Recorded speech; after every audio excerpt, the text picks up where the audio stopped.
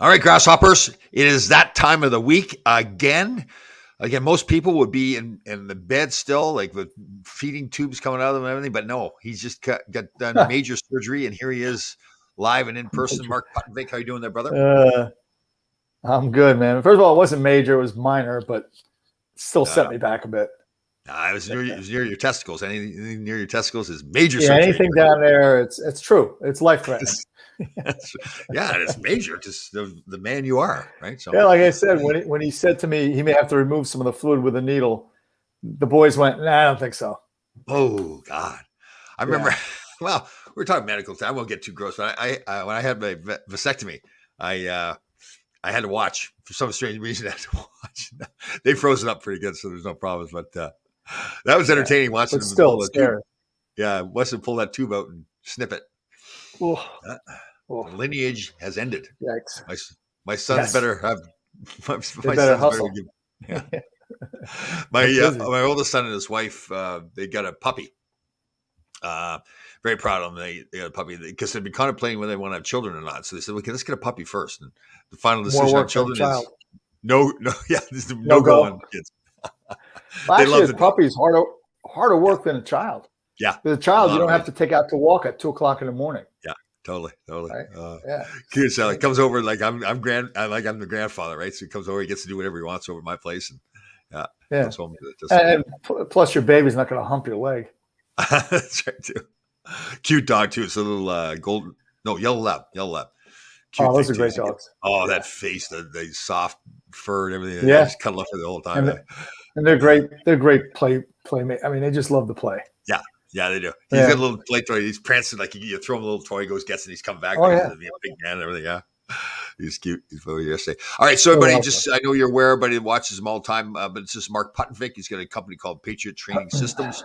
Trains everybody from Navy SEALs to kids to whoever you want to talk about.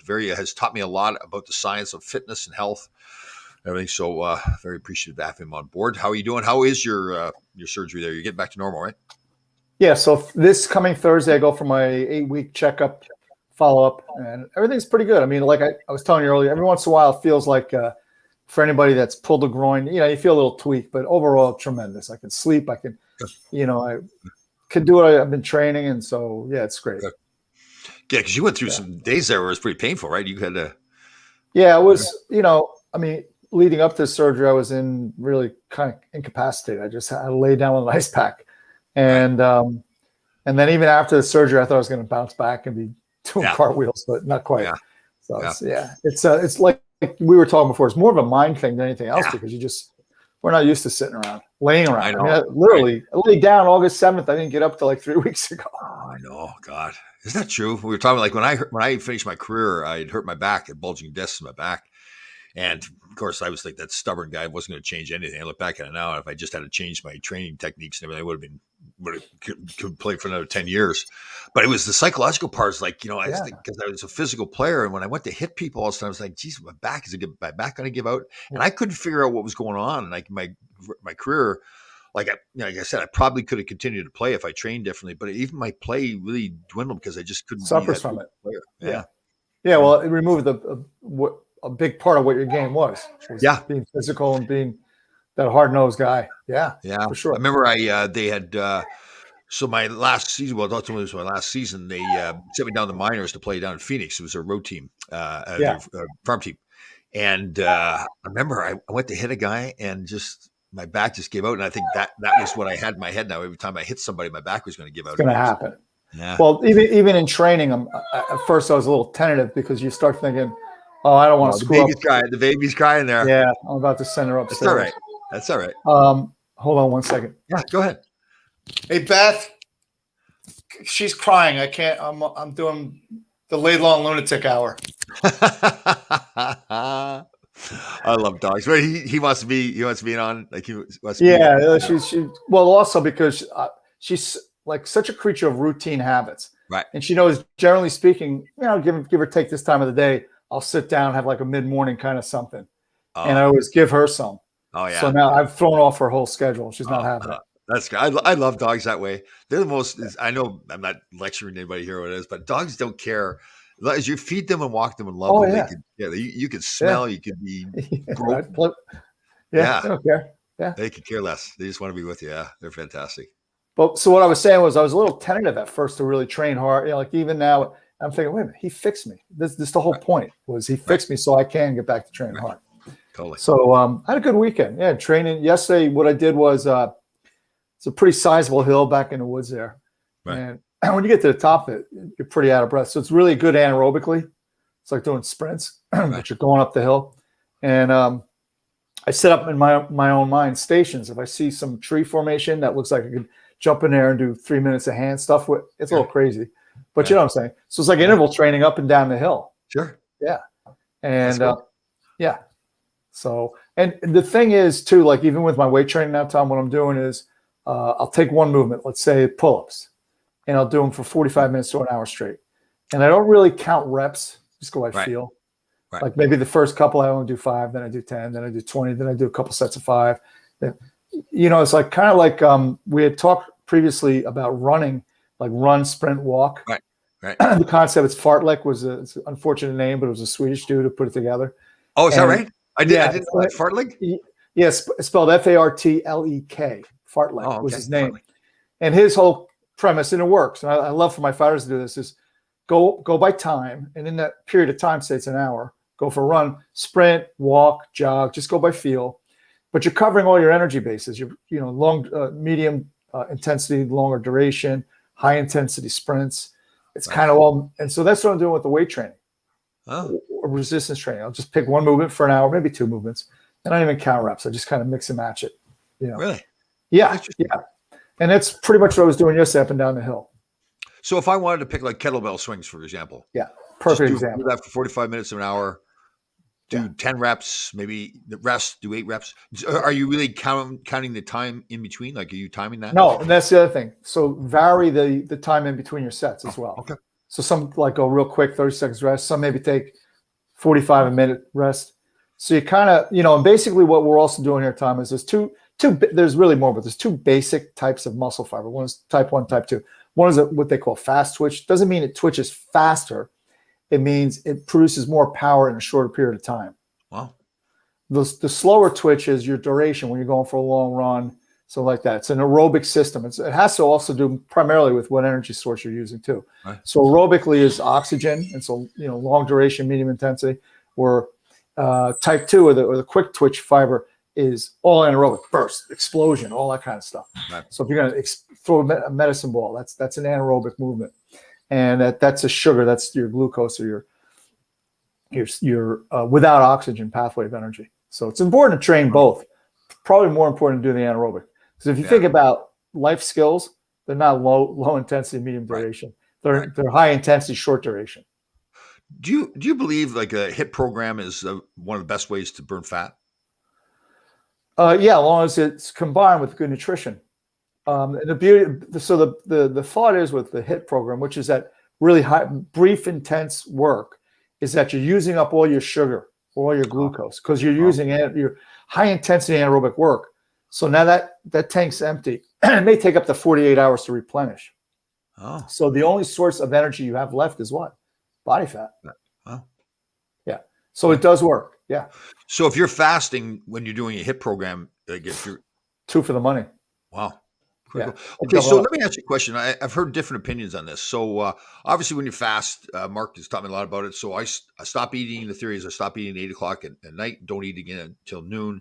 So that because after that 12 hours, your body has burned up all the fat and calories and everything. So now, or not all the fat, it's burned up all the calories in your body. Calories. Yeah. So now you go into that state of autophagy where you're burning your stored fat and you're regenerating all the cells and everything. So if you eat anything, before I leave for the gym, I have my amino energy drink and citrulline and beta alanine. So I'm putting in that's about 100 calories. So does that end the fast then? Does the body? Technically, yes. Right. Technically, yes, it does. Right. But again, what are we striving for? Right. So the fact that you're getting a period of autophagy in is tremendous for your body, because to your point, it regenerates cells. It's when the mitochondria cleans up. The mitochondria is what provides energy in the cell. Right. Well, it cleans up all the waste. So one of the things that we know is if we were to do blood work, say you did blood work after really hard, intense, say you did a HIIT training session, Right. really went at it hard, and we did your blood work, enzymatically, it's gonna be a mess. It's gonna be a mess until your body cleans up all that byproduct. I don't want to get again too wonky, but when you're working anaerobically in particular, you produce that pyruvic acid, which is commonly known as lactic acid. It doesn't burn the muscle. That's a misconception. Right. What it does, though, it stops the muscle from contracting. So if I were to take a muscle and put it on the two ends of electrodes and fire the electrodes, the muscle would tweak. The moment I pour lactic or pyruvic acid, it stops. Oh, So when you're doing that last rep and you lock out, right. that's the lactic acid stopping the muscle from contracting. Oh, wow. Yeah. Interesting. So I'm going off the rails here a little bit, but No. I think that's fantastic. Yeah. Yeah. Like that's been the big difference for me is understanding how my mind works, understanding how my body works too. Right. Before I just did things. I got the body part down. I'll never figure out what's going on in my mind ever. Right, that's true. That's the truth. Yeah. But it's even like, I don't know. I don't know. It was kind of weird to say this, but I don't know if I was daydreaming or whatever it was. And I was dreaming about somebody was trapped underneath a car Mhm. and I had to pick the car up to get the person off. You would. And I did it. And everybody says, well, how did you know you do it? Because I've learned that we only use a small percentage of our brains and our bodies. Mhm. There's so much more left to give. You just have to access how you do it. So, Well, there's many stories of women flipping a car. Someone shot. Yep. So it's again, it gets back to that it's almost a fight or flight response. yeah. Okay? So your body gets a bath of adrenaline where you Yeah. get superhuman strength. Yeah.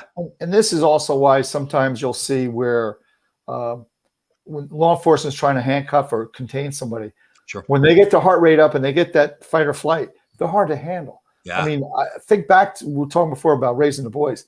Even when a 3-year-old gets out of control, they're kind of hard to bring in. True. They're kind of Yeah, hard to very rein in. Yeah. Yeah. Yeah. Yeah, we when I was coaching the girls' high school team last year, we had the end of the year party at this brewery with the head coach worked. So it was all closed off, and the back door was open. It was at the end of the year. The girls were all sitting there eating pizza and everything, and this homeless guy comes walking into the place. And of course, I'm the only guy there, so I'm going to go over and try to contain him. But he wanted some food, and I felt bad for the guy, but I can't let him in there with the girls there. So I said, "Sir, you got to leave." And he started putting up a fight. And he was a small little guy, but he was just he was tough to handle. The girls were all like, "Oh my god!" So it was pretty entertaining. Yeah. But so the good part about that is if people realize that we all have that within ourselves. Yeah, totally. Then if you're confronted with a do or die situation, hopefully you don't hesitate. You probably won't because and again, you're not giving more than 100%. You're really giving. You weren't giving 100% before. You're now tapping into that extra.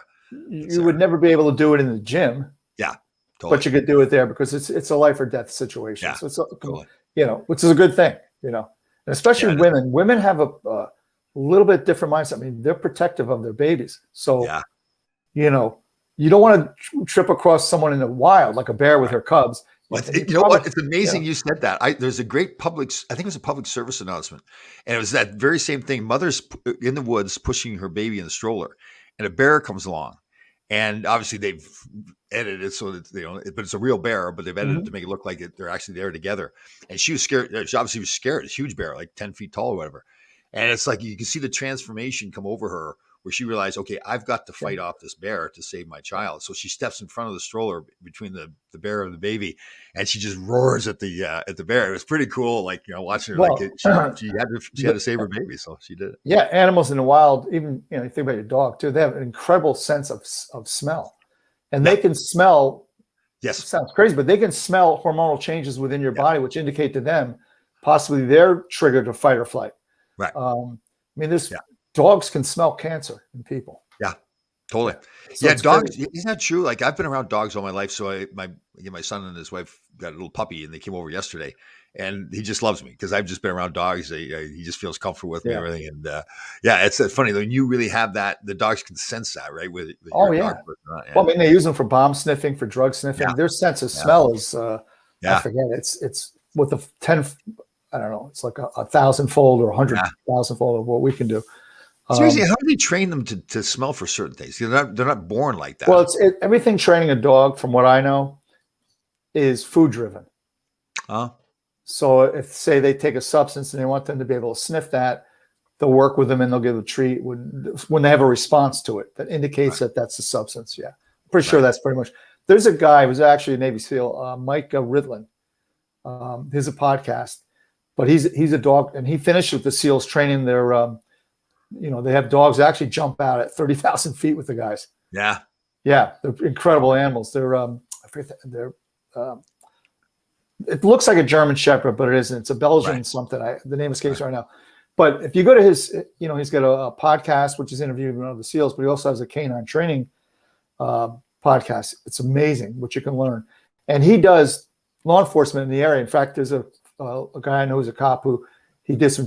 This friend of mine is a canine cop. He trained with Mike. Yeah. Well, I won't mention her name. If I mentioned, this woman contacted me the other day, totally distraught. Her son had a seizure and went into cardiac arrest, and he's in a vegetative state now. Oh. And you can tell. And again, I'm not criticizing doctors, but they look at the science, right? Mm-hmm. That they're saying he probably won't come out of the vegetative state like that. And I said, listen, we're going to change that attitude. We're not going to don't talk negative in front of him anymore. Mm-hmm. Tell him he's going to walk. He's going to get out of there, and he can hear you. And I actually sent her that poster that who's the SEAL? Jason Redman. Yes, Jason Redman. Yeah, yeah. He was actually at the swim this year, right? Correct. Yeah. Yes. Yeah. So I sent her that poster. I said, take that, print it out, put it up by his bed, and tell the doctors don't talk in front of him anymore. Right. Talk all positive. She was totally fired up. She was like, okay, thank you. This really made my day, because now she's looking at life, her son's life and her own life totally differently. Right. So to that point, Tom, it was really, I was reading, I forget who it was, a martial artist from a couple hundred years ago. But he said when he drinks his water, he looks at the water and he appreciates it. And he compliments the water in his mind. And thank you for providing me a source of life. And he feels, and certain people, that it actually energizes the water. Like the water picks up on your vibe. Yeah. It's kind of crazy, but who knows? I don't know. Listen, I believe in that stuff totally. I believe this. People could think I'm nuts, but I believe I'm actually like a dog whisperer. Like I think I sit there. Certain people are great with the dog. Yeah, just intuitively. But I feel like I just sit there and I talk in my mind, the thoughts I have in my mind, I can transfer to the dog. I mean, I've had my share of dogs over the years, but that was a whole different situation. Oh, God, that's funny. Yeah. Well, So- I told you my father was a water witch, a water diviner, right? Did I tell you that story? No. Yeah. So, and I never thought to ask him, how did you know you're a water diviner? But farmers from all around would come and get him to go to their farm to find the well. And he would 100% of the time. So he had like a stick, dividing rod. Yeah. Yeah. And it was like pointed like a V, and it would spin in his hand. And I just, okay, that's my father. So I don't know how it all started with him. He would, so he had a couple of times where he would hold the stick in one hand, hold my hand, and I would hold the other end of the stick, and the stick would be spinning around. No kidding. Stuff, yeah. And I was never really a believer in the spiritual stuff and all that kind of stuff. And I think to myself, well, my father's a water diviner. I watched it happen over and over. Yeah, it's incredible. Yeah, I looked it up. Cool. Yeah, I never thought to ask him, like, how do you find out that you're a water witch? Like, what's the first time do you grab? It's usually handed through the family, isn't it? Did he get it from his dad, maybe? Yeah, you know what? I never thought to ask it. You know what it is too? What's that? Well, I was going to say maybe it has to do with everything's got magnetic force around it. So maybe like water gives off a magnetic particular force and he's in tune with it, right? Yeah, I've looked it up since, and it's like the water divining rods. Like there's rods they have, but he just used a stick. Yeah. I read a book during COVID called Phenomena, and it's written by Ann Richardson, who's a really good author, and she researches everything tremendously. And she dealt with the CIA and the government's attempt to find people that could do things remotely. In other words, sit here in the United States, and the ultimate goal was to be able to sit here and give somebody in a foreign state a heart attack by thinking about it. Wow, that was the end game. Wow. The CIA wanted. So they went out and over decades, literally. I mean, everybody's heard of MK Ultra. They did all these kinds of experiments, but more importantly, they sought out people that they called seers. It got to the point where they collected these people. They'd put them in a room. They'd give them an envelope. They'd open up the envelope and would have a set of longitude and latitude, and they would say, "Oh, that's the Eiffel Tower." Wow. And then the CIA said, "Well, maybe they're just really good at memorizing longitude and latitude of like the Eiffel Tower, the Sphinx, and the London Bridge." So they started just giving them random, but based upon somewhere in the locality, longitude and latitude sites, and they would accurately describe, say, I see a red shed or whatever.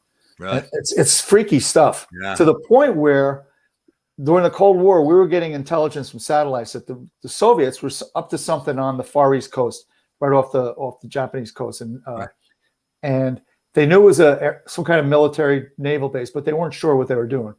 So they gave a group of 8 or 10 of these seers the longitude and latitude. Right. That's all they gave them. One guy said, I keep seeing a shark. I keep seeing a shark. And then a woman said, I see 2 big, looks like submarine hulls being put together. And it turned out to be the Soviets' first nuclear attack sub, that they actually welded 2 subs together to make this huge sub. And guess what it was called in Russian? The shark? Yep. Yeah. True story. I mean, I'm not smart enough to make this stuff up. Yeah. You know what? Crazy. If you had told me that like 5 years ago, I would have said you're nuts. Right? Yeah. These guys are crazy. But I've started to believe that stuff. I met a woman, actually a trainer in the gym.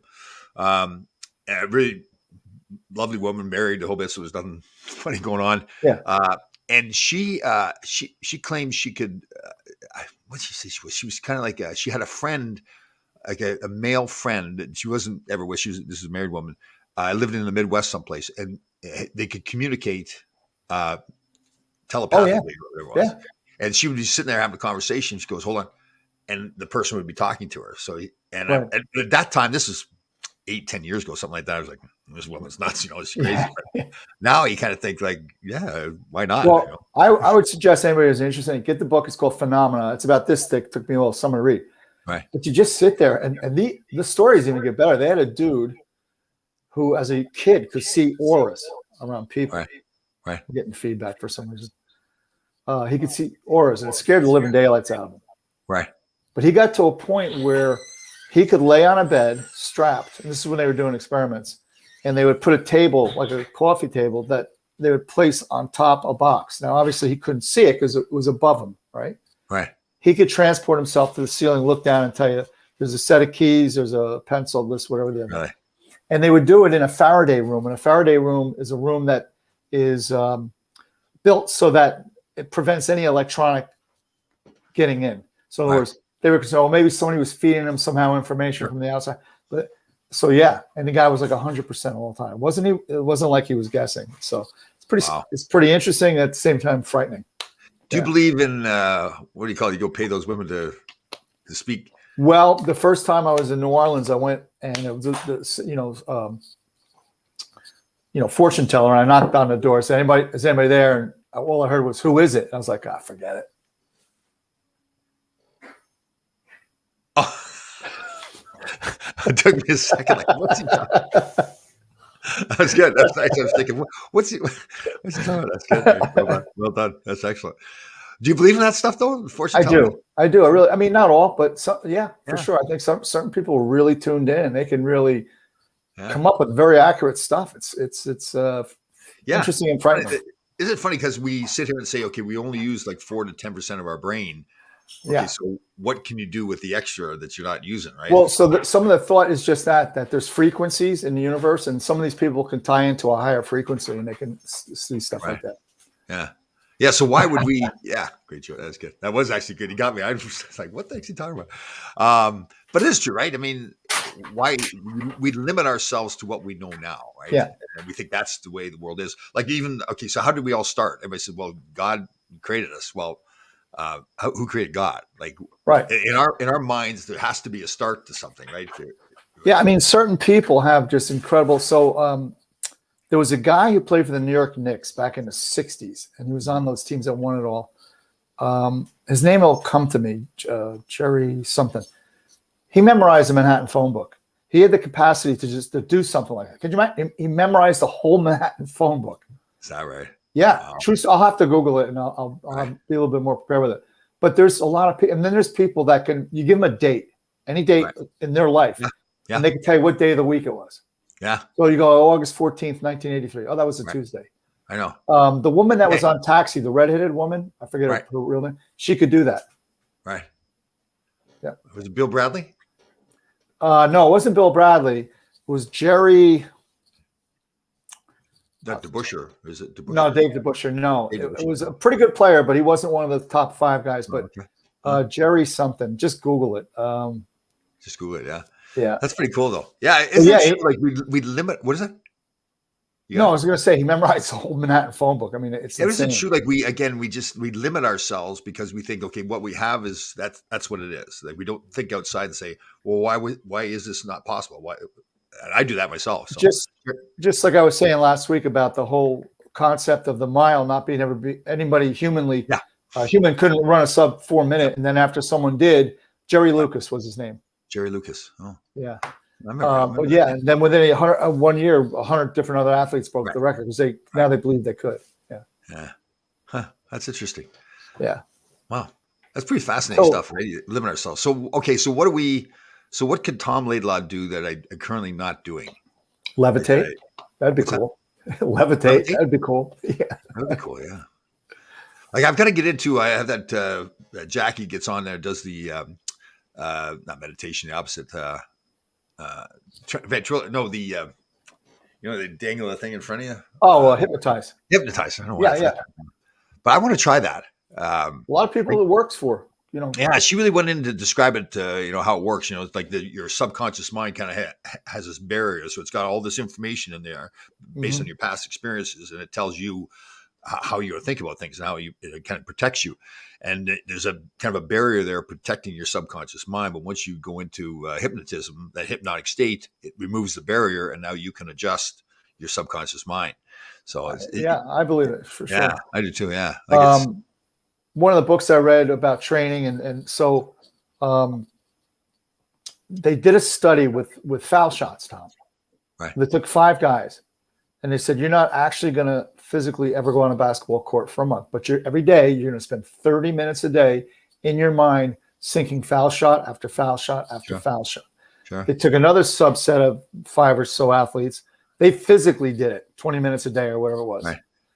At the end of the month, believe it or not, the group that only thought about it had as good or a better percentage of hitting the foul shots. Sure. I believe that totally. Yeah. Yeah. Like that Rich Caberti I do the show. It talks about this Joe Dispenza guy. I guess he's I follow him on Instagram. Oh, do you follow him? Yeah. And I guess his story is really fascinating, right? Because he was paralyzed. And yeah. Wow. So I think what you have to think about is this. First, you have to be able to perform. So in other words, you couldn't just think about it if you've never actually physically completed some foul shots. Okay, but in Joe Dispenza's case, he was told he'd never walk again. Correct. And he claims he cured himself just by his thoughts. Yeah. And so, I mean, anything's possible. I think we limit ourselves. Yeah. We put ourselves in a box. Right. And we limit ourselves psychologically and physically. Yeah. Like I really believe that woman that contacted me with her son that's in the vegetative state. I believe that we can will him into getting out of that hospital bed and get back to normal. Totally. It's worth the shot. Yeah. I mean, it's better than not trying.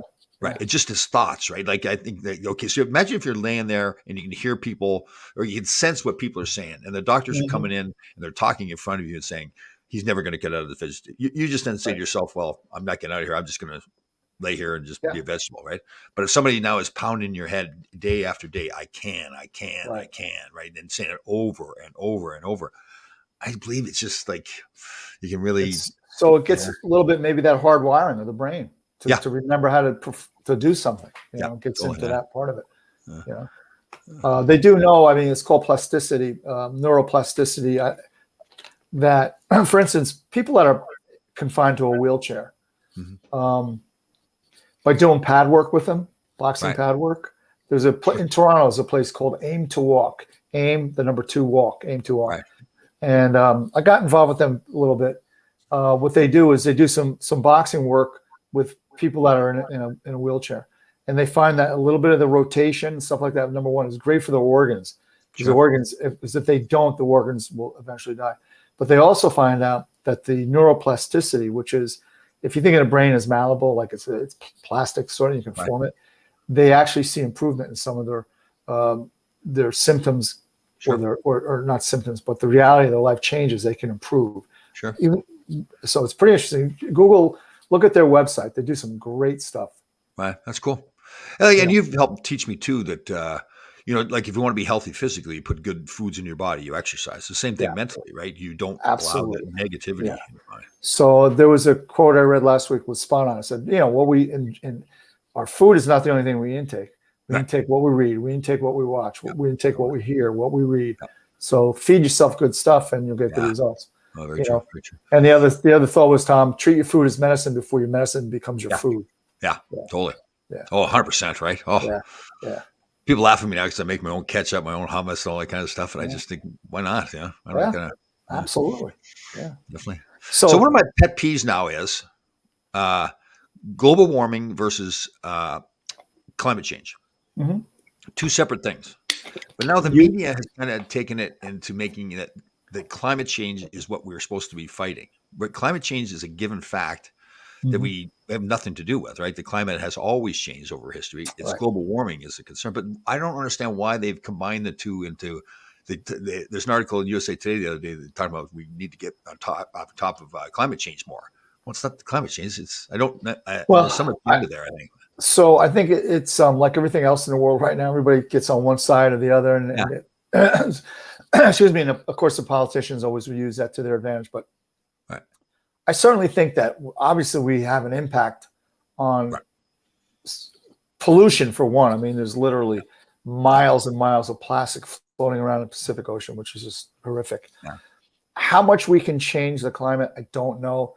And again, if one of the things I do know is that for instance, there was wine that they used to make in Ireland 400 years ago, and the grapes to make that wine could only be grown in certain climates, which are warmer, meaning Right. that 400 years ago, it was warmer in that particular Oh. part of Ireland. Today, you don't have the climate to grow those grapes. Right. So I think it's more nature than anything else, but we certainly have an impact, but I don't think we grind everything to a halt. And Yeah. Well, that's the thing, right? Because again, there's two distinct. To me, climate change is a given fact. It's always Yeah. been there. We've got ice ages and all that kind of stuff. It's the global warming, and then okay, are we responsible for it? If we are, can we stop it? Or I also saw an interview. Politician was interviewing somebody that was on the belief of global warming and that we could change it. And he read this article about how, like, in 2 years, the fish were all going to die around Manhattan and all this kinds of stuff. And the person's going, "Yes, that's correct." Well, the article was from like 1925. right. And Yeah, there's a famous Time magazine headline from the 70s predicting a coming ice age. right. So, I think it's pretty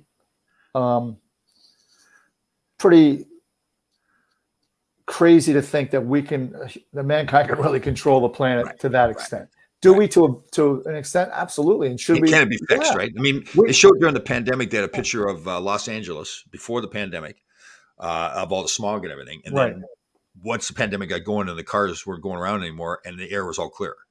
So, That was worldwide. And in fact, in Italy, northern Yes. Italy, which is a manufacturing center, they saw a drastic reduction in carbon emission. Of course. Right. Again, so you have to weigh it out. Like, so we want to live this certain life. Right. There's a price to be paid, Right. but we can balance it to some Sure. point. Right. And it takes people way smarter than us, but they don't seem to be doing it.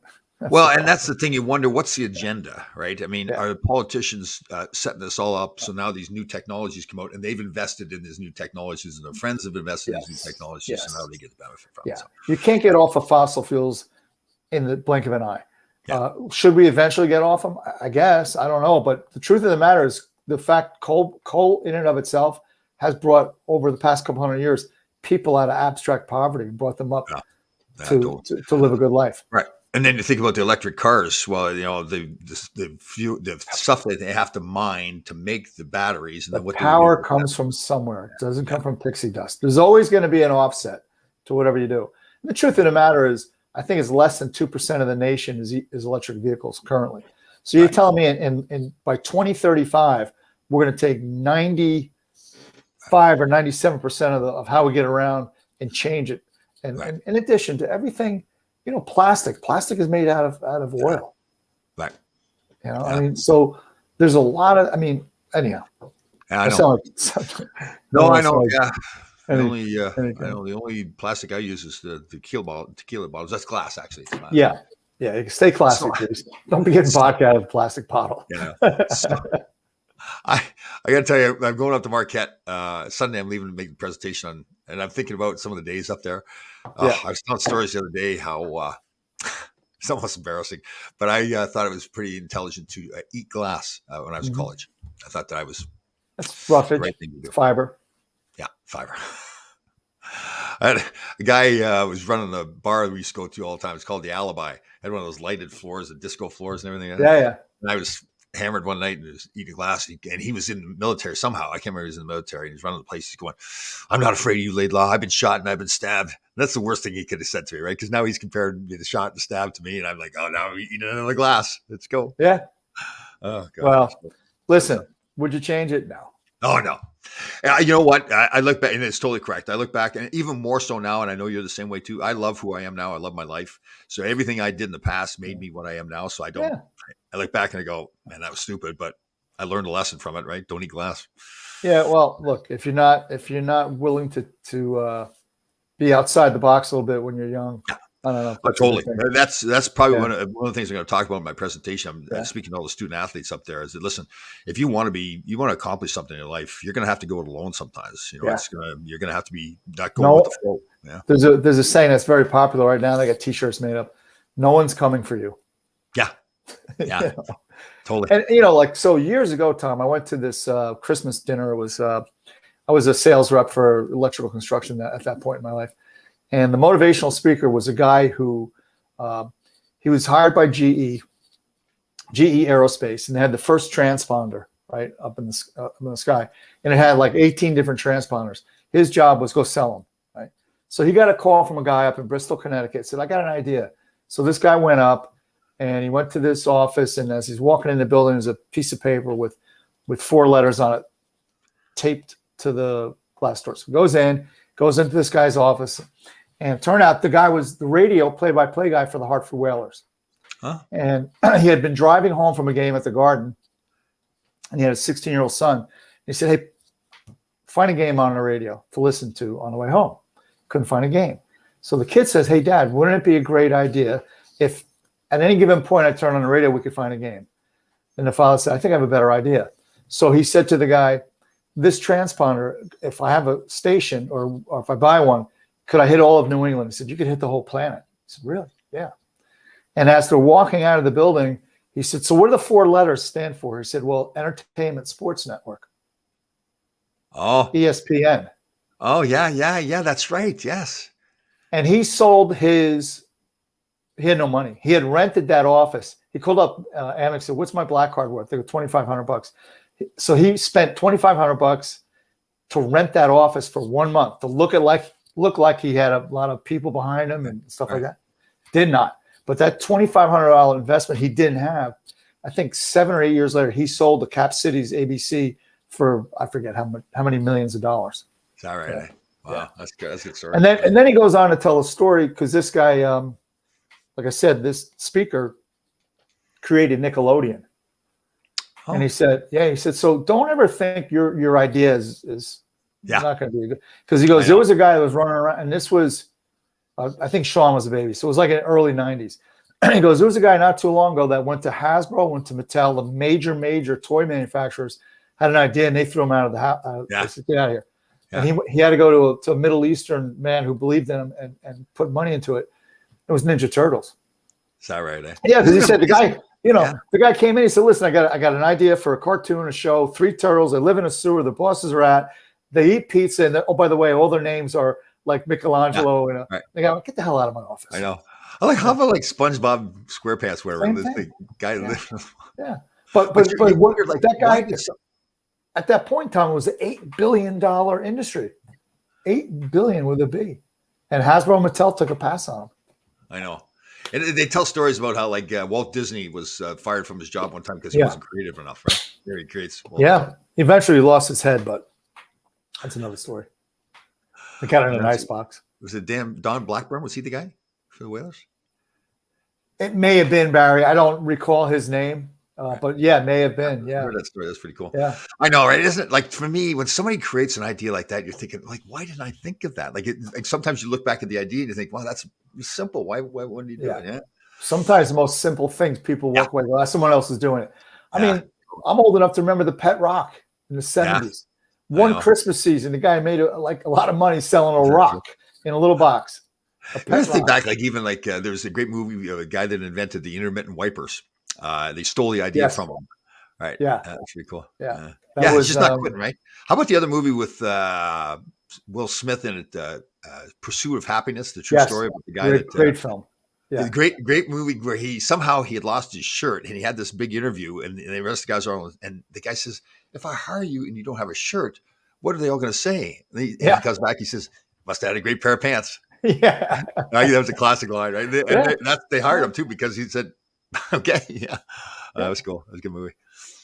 Yeah, that's funny. All right, well, good to see you again. Glad you're feeling better. Always, man. See, actually, I'll be in Marquette next week. Yes. I should be able to do a show. I'll find out my schedule, Okay. but I'll be in Marquette. So I think I'll be able to do a show still. So Beautiful. looking forward to being up there. Everybody, actually, we had one guy, Michael Gold, wrote in. That's what it was called. He used to hang out at the old Alibi. They call it the Alley Dive. Oh, they used to back then. They had this dance called the Worm. Yeah, oh, yeah. Where you get down, you get down. We get down, and we just, oh my God, some of the stupid stuff we did. But Great all stuff, right, man. good to see you again, brother. Hope All you right, feel better. Have a good one, man. You too.